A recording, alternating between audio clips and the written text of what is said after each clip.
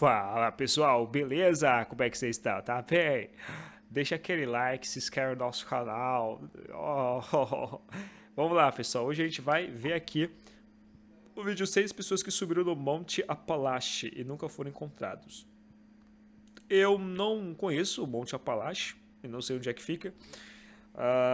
Só sei de uma coisa, eu vou assistir junto com vocês, tudo bem? Vamos lá, deixa aquele like, se inscreve no nosso canal, comenta aqui o que você acha dos vídeos, comenta qual vídeo também você gostaria de que a gente pudesse reagir. A primeira pessoa que comentar, a gente vai dar um salve no próximo vídeo, fechou?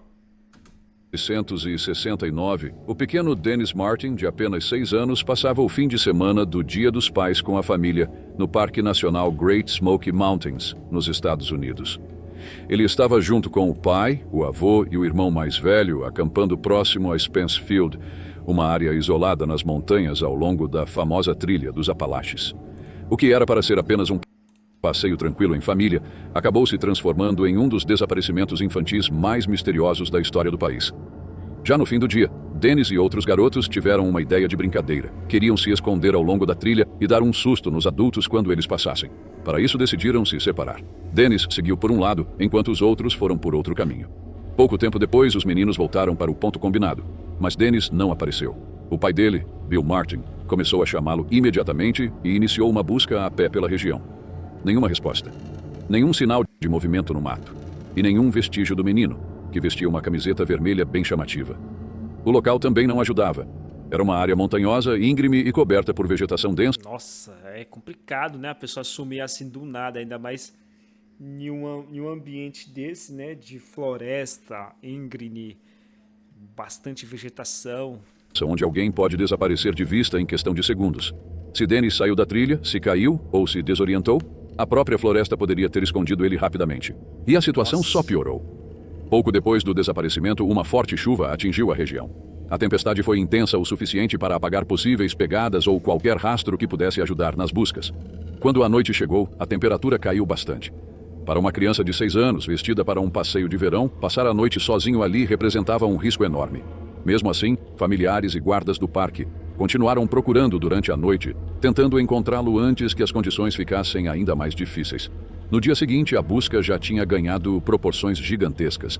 O que começou com familiares desesperados virou uma operação enorme, envolvendo guardas florestais, voluntários, escoteiros, equipes... Ou seja, todo mundo se mobilizou, é isso aí. Com cavalos, helicópteros, membros da Guarda Nacional e até soldados das Forças Especiais. Ao longo dos dias, milhares de pessoas participaram das buscas. Em um único dia, cerca de 1.400 pessoas estavam envolvidas. Mais de 90 quilômetros quadrados foram vasculhados. Mesmo com todo esse esforço, nenhum sinal concreto de Dennis foi encontrado. Algumas pistas surgiram, mas nenhuma levou a uma resposta. Em certo momento, pequenas pegadas foram encontradas e pareciam ser de uma criança. Elas seguiam em direção a um riacho e simplesmente desapareciam. Como eram de um tipo de sapato semelhante ao que Dennis usava, isso chamou bastante atenção.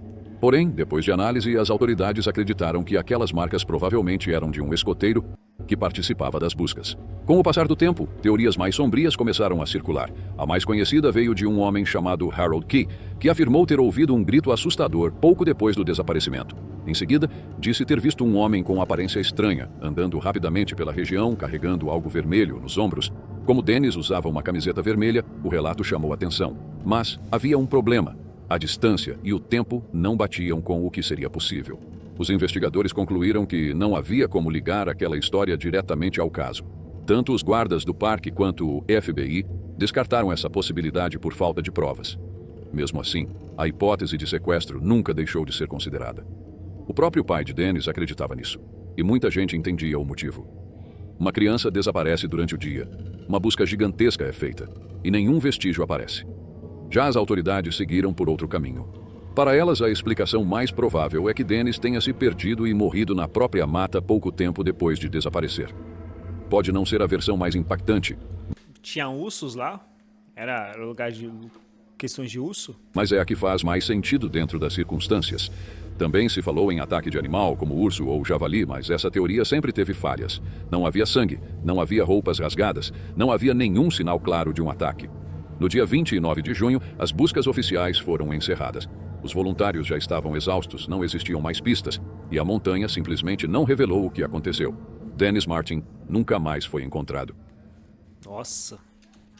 É triste, hein, pessoal? Por isso que eu falo, entendeu? Toda vez que a gente querer levar a nossa família para poder fazer um passeio, fazer uma viagem, cara, colocar as crianças sempre ali, ó, em um local seguro, cara. Em questão de floresta, trilha, né? É bom nem levar, entendeu? Deixar com a avó, deixar com o vô, tal, é isso. Scott Lilly não era o perfil típico de alguém que decide encarar a trilha dos Apalaches. Ele não era um aventureiro experiente nem um caminhante acostumado a longas jornadas. Mesmo assim, no verão de 2011, aos 30 anos, o morador de South Bend, em Indiana, resolveu colocar uma mochila nas costas e seguir rumo ao sul por uma das trilhas mais conhecidas dos Estados Unidos. Parte da motivação vinha do interesse pela história. Scott gostava muito da Guerra Civil, e isso o atraiu para a Virgínia, um estado repleto de campos de batalha históricos. Mas tudo indica que essa viagem não era só sobre paisagens ou curiosidade histórica, parecia algo mais pessoal, uma tentativa de organizar a mente e lidar com questões internas. No dia 15 de junho de 2011... Apalache. Olha, onde é que fica Apalache? Washington. Fica perto de Washington, né? Olha, perto de Massachusetts, o Apalache. Ele saiu daqui, ó. Chattagen. Né? Esqueci o nome. Charlotte. Perto de Charlotte. Ele iniciou a jornada com um objetivo ambicioso: sair de Maryland e seguir pela trilha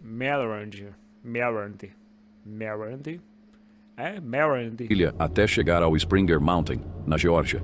Nossa, ele fala bonito, né? Sotaque inglês. Maryland, Springer Mountain. Para alguém com pouca experiência nesse tipo de desafio, era algo bem exigente. Mesmo assim, quando chegou à Virgínia, tudo indicava que ele estava se saindo bem. Ele avançou pelas montanhas do condado de Nelson e enfrentou um trecho difícil próximo ao The Priest, uma área conhecida por sua altitude e terreno pesado. Nesse ponto, é provável que ele já estivesse mais adaptado ao ritmo da caminhada. Por volta do dia 31 de julho, no entanto, qualquer sinal de Scott simplesmente parou. Essa foi a última vez que alguém teve notícia dele.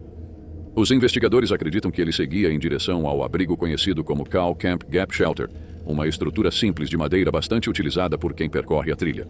Isso faria sentido dentro do trajeto, já que o local era uma parada comum. Depois dali, ele provavelmente seguiria até Buena Vista, uma pequena cidade onde poderia reabastecer seus suprimentos. Esse tipo de planejamento era totalmente normal. Ou seja, praticamente todas as pessoas que viajavam para esse lugar... Trilha dos Apalaches, todo mundo que ia para a montanha dos Apalaches fazia esse percurso. O caminhante segue no seu ritmo, passando de abrigo em abrigo. Não é incomum que as pessoas fiquem horas ou até dias sem se cruzar novamente. É um ambiente isolado, onde a ausência de alguém nem sempre levanta preocupação imediata. Por isso, no início, o sumiço de Scott pode não ter parecido algo grave, mas em algum momento nesse intervalo aparentemente comum, algo deu muito errado. No dia 12 de agosto de 2011, quase 2 semanas depois do último contato, um grupo de caminhantes encontrou algo chocante perto de uma trilha secundária que levava ao abrigo Cow Camp Gap. Era um corpo enterrado de forma superficial. Era Scott Lilly. Rapidamente ficou claro que não se tratava de um acidente.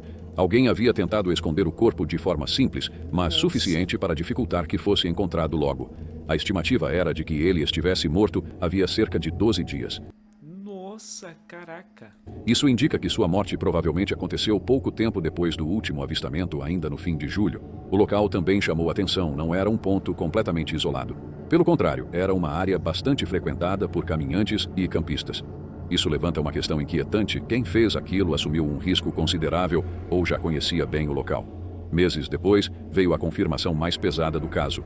Em janeiro de 2012, o laudo oficial apontou que Scott foi vítima de homicídio. A causa da morte foi asfixia por sufocamento. Além disso, alguns pertences dele desapareceram e nunca foram recuperados, como a mochila, um par de tênis de trilha praticamente novos, um jogo... Complicado, né? Você ir por esses lugares assim, andar sozinho. Nossa, não é interessante não, entendeu? Se for, é com um grupo de amigos, entendeu? Algum equipamento de segurança, enfim. De Nintendo e um guia da própria trilha. Isso gerou outra dúvida: o crime foi motivado por roubo ou esses itens foram levados por outro motivo? As autoridades nunca chegaram a uma resposta clara. Como o caso aconteceu em área federal, o FBI assumiu a investigação, trabalhando junto com agentes florestais, policiais estaduais da Virgínia e autoridades locais. mais de 100 evidências foram reunidas. Centenas de quilômetros da trilha foram analisados. Ao todo, 83 pessoas foram entrevistadas, incluindo caminhantes que estavam na região e até indivíduos em outros estados e países. Um ano após o crime, o FBI chegou a oferecer uma recompensa de $10 mil por informações que levassem ao responsável. Mesmo assim, o caso nunca foi resolvido. Nenhum suspeito foi identificado oficialmente e os últimos momentos de Scott continuam sem explicação. Isso abriu espaço para várias teorias. Nossa, eu acredito que deve ser também que a galera nunca mais frequentou aquele lugar, né? Pessoas também, né? Possível, né? Algumas tentam pintar Eu não frequentaria esse lugar, sabendo que tá solta uma pessoa aí que tá fazendo mal a todo mundo. aquela região como um lugar perigoso, cheio de pessoas escondidas nas montanhas, mas essa visão não é totalmente realista. Era uma área frequentada, não um local abandonado. E talvez seja justamente isso que torna tudo ainda mais perturbador. Scott desapareceu em um caminho usado por várias pessoas. E em algum ponto daquele trajeto, acabou cruzando com alguém que mudou completamente o rumo da história. O que aconteceu depois disso continua sendo um mistério até hoje. Complicado. Aos 52 anos, mãe de 2 filhos, era vista como alguém gentil, tranquila e muito ligada à natureza. Ela gostava de estar ao ar livre, em meio a florestas, montanhas e lugares silenciosos onde conseguia encontrar paz. Em novembro de 2001, ela tinha combinado uma viagem de trilha com amigos, mas os planos não deram certo. Mesmo assim, decidiu não cancelar. Ela foi sozinha. Louise colocou suas coisas em seu Ford Focus prata, saiu de Quebec e seguiu viagem rumo ao sul em direção ao estado de New Hampshire. O destino era o Pinkham Notch Lodge, localizado na região das White Mountains, dentro da cadeia dos Montes Apalaches. A ideia era simples, passar alguns dias... Caraca, e só nesse lugar, né? Apalache, né? Esse Monte Apalache. Deus é mais, não vou não, pô. Não vou não. Eu tenho a pretensão de viajar lá para os Estados Unidos lá para poder fazer o passeio. Aí, ó. É bom já entender qual lugar não ir. por lá e voltar para casa a tempo de trabalhar na segunda-feira, dia 19 de novembro. Parecia algo tranquilo, mas o lugar escolhido não era qualquer um. O Monte Washington, que fica na região, é conhecido por sua beleza, Caraca, cheio de neve. mas também pelo perigo. O clima pode mudar rapidamente, o frio pode ser extremo e as condições podem se tornar fatais em questão de horas. Louise sabia disso. Ela já tinha experiência. Havia subido o monte antes e cresceu praticando trilhas e esqui. Não, louco, é uma pessoa experiente, entendeu? Ela cruzou a fronteira para os Estados Unidos pelo estado de Vermont por volta do meio-dia de quinta-feira, 15 de novembro. No meio da tarde, já estava na área do centro de visitantes. Ao chegar, entrou para pedir uma orientação. Queria fazer uma caminhada leve, só para esticar as pernas depois da viagem longa. Algo rápido, que desse tempo de terminar antes de escurecer. O atendente indicou a trilha Lost Pond Trail. Ela ficava logo ali do outro lado da estrada, bem perto do lodge. E esse detalhe, mais tarde, deixaria tudo ainda mais estranho. Louise não estava indo para um lugar isolado. Era para ser apenas uma caminhada curta. Mas em algum momento, entre o início desse plano simples e o fim do dia, ela desapareceu. Quando não voltou para Quebec e faltou ao trabalho na segunda-feira, a preocupação foi imediata. O namorado entrou em contato com as autoridades de New Hampshire e as buscas começaram. Nossa. No início, a explicação parecia clara. O clima. Ela estava sozinha em uma região conhecida por terreno difícil e condições severas. No fim de novembro, até uma caminhada rápida pode se tornar perigosa se a pessoa escorrega, se perde ou fica exposta ao frio por muito tempo. Tudo apontava para isso. Mas então surgiu um detalhe importante. O carro dela ainda estava estacionado no centro de visitantes. As equipes de busca enfrentaram exatamente... Ou seja, deve ser então que ela tinha sumido lá, né? o tipo de situação que torna aquela região tão temida. Ventos fortes, neve sendo levada pelo vento e frio intenso. A sensação térmica estava muito abaixo de zero. Se alguém estivesse ferido ali, cada minuto fazia diferença. Mesmo assim, no primeiro dia não encontraram nada. No segundo dia, o tempo melhorou um pouco. Um helicóptero ajudou nas buscas aéreas. E ainda assim, nenhum sinal. Louise parecia ter desaparecido em uma área bastante visitada sem deixar pistas. Por causa disso, muita gente acreditava em um desfecho trágico causado pela própria natureza. Uma queda, hipotermia, desorientação na mata. Tudo era possível, e isso só dificultava ainda mais encontrar respostas. Até que, na tarde de quinta-feira, 22 de novembro, feriado de Ação de Graças nos Estados Unidos, a busca teve um desfecho. O corpo de Louise foi encontrado, mas o local trouxe ainda mais dúvidas. Ela estava perto de onde o carro tinha sido deixado, próxima ao início da trilha, em uma área por onde muitas pessoas passam. No começo, poucos detalhes foram divulgados e muita gente ainda acreditava que tinha sido mais um acidente de montanha. Mas 2 dias depois, tudo mudou. O laudo confirmou que não foi um acidente. Louise foi assassinada. Ela tinha sido esfaqueada várias vezes. Tudo no cenário levava a crer em uma fatalidade comum de trilha. Uma mulher sozinha. Caraca, esse lugar deve ser proibido das pessoas tá andando lá, né não? Oxi, lugar só gente doida. Um ambiente perigoso, clima extremo. Mas a verdade era outra. Foi um crime.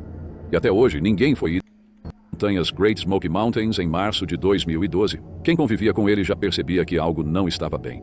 Nos meses anteriores, o pai notou mudanças no comportamento do filho de 24 anos. Derek passou a beber e fumar, algo fora do comum para ele. Além disso, demonstrava insatisfação com a própria vida, como se estivesse perdido ou sem direção. O caso começou no dia 15 de março de 2012. Eu nem vi o nome Se perdido. da pessoa, né? 2012. Quem convivia Derek Lewin desaparecer nas montanhas Great... Antes de Derek Lewin desaparecer nas montanhas Great Smoky Mountains em março de 2012, quem convivia com ele já percebia que algo não estava bem. Nos meses anteriores, o pai notou mudanças no comportamento do filho de 24 anos. Derek passou a beber e fumar, algo fora do comum para ele. Além disso, demonstrava insatisfação com a própria vida, como se estivesse perdido ou sem direção.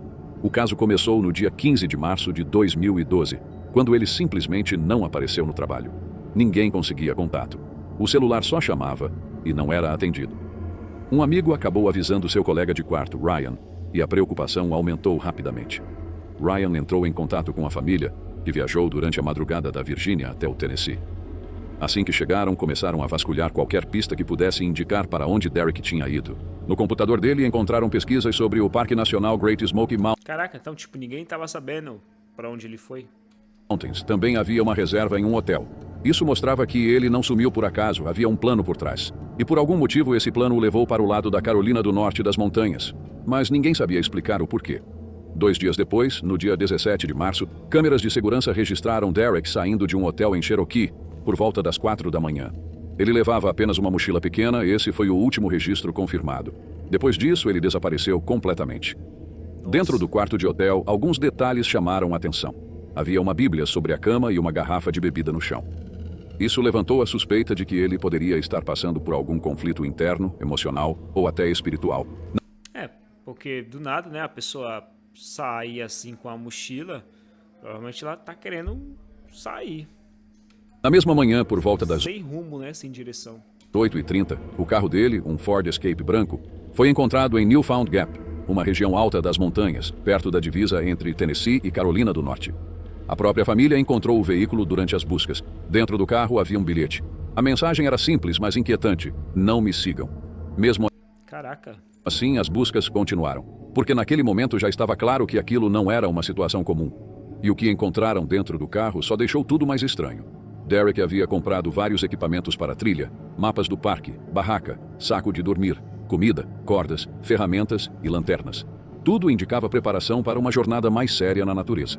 Só que havia uma contradição difícil de explicar. Ele deixou praticamente tudo dentro do carro. A carteira e o dinheiro também estavam lá. Nada fazia sentido. Se ele queria entrar na mata preparado, por que abandonar justamente o que garantiria sua sobrevivência? Uma possibilidade é que ele pretendia. É, faz sentido, né? Se ele comprou, ele possivelmente ele ia pra trilha, né? Se fazer apenas uma caminhada curta e voltar. Outra é que estivesse tentando algum tipo de desafio mais simples, talvez inspirado em programas de sobrevivência. Ou talvez ele nem tivesse um plano definido. Também existe a chance de que alguém tenha cruzado o caminho dele depois que ele chegou ali. Equipes de busca foram acionadas rapidamente. Cerca de 60 pessoas com apoio de cães farejadores vasculharam dezenas de quilômetros de trilhas ao redor do local onde o carro foi encontrado.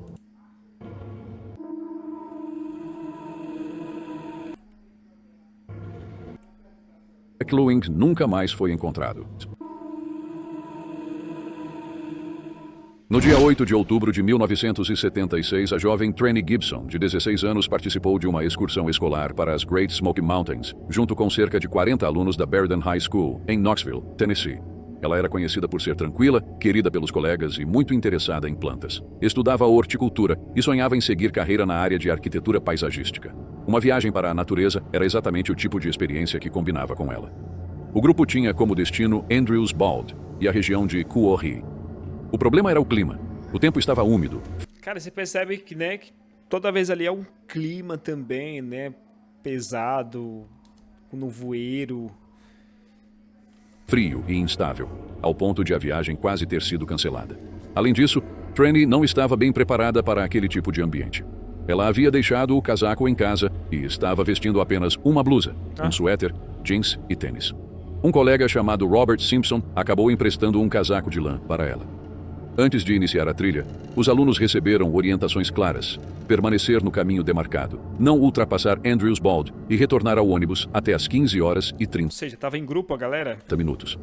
Após chegarem ao local e fazerem uma pausa para o almoço, por volta das 13h30, Tranny decidiu voltar antes dos outros. Ela se separou de Tá vendo? Aí o problema aí, ó. Querer se separar do grupo que já tava indo. Robert, dizendo que iria em direção ao ônibus, enquanto ele permaneceu no local. Durante o trajeto de volta, alguns alunos ainda a viram. Uma garota caminhou ao lado dela por um trecho. Em outro momento, um grupo Não pode, pô, não pode. Principalmente menina, mulher, entendeu? Caminhar sozinha, não pode. a convidou para parar Cadê os instrutores, né? e descansar, mas Tranny preferiu seguir. Um dos estudantes comentou depois que ela parecia estar com pressa. Por volta das 14h50, aconteceu o último registro conhecido. Testemunhas viram Tranny caminhar um pouco à frente, parar, se abaixar e sair sozinha da trilha, entrando pelo lado direito da mata. Depois disso, nunca mais foi vista. Olha. Quando os alunos começaram a retornar ao ônibus no horário combinado, perceberam que algo estava errado. Tranny não estava lá. O professor, Wayne Dunlap, começou a procurá-la imediatamente. Um aluno também ajudou nas buscas iniciais, mas não encontraram nada. Cerca de uma hora depois, no dia 25 de novembro de 1981, Thelma Melton, conhecida como Polly, de 58 anos, saiu para uma caminhada que parecia simples e sem qualquer risco. Ela estava acompanhada de duas amigas, Pauline Cannon e Trula Goodgar, percorrendo a trilha Deep Creek, nos Montes Apalaches. Era um lugar que ela conhecia bem, uma trilha tranquila, bastante frequentada e fácil de seguir. O clima estava agradável. O nível do riacho estava baixo por causa da seca e havia outras pessoas caminhando pela região. Nada indicava que algo pudesse dar errado. Polly estava bem, animada, e havia até preparado molho de espaguete antes de sair, planejando voltar ainda naquele dia para continuar sua rotina normalmente.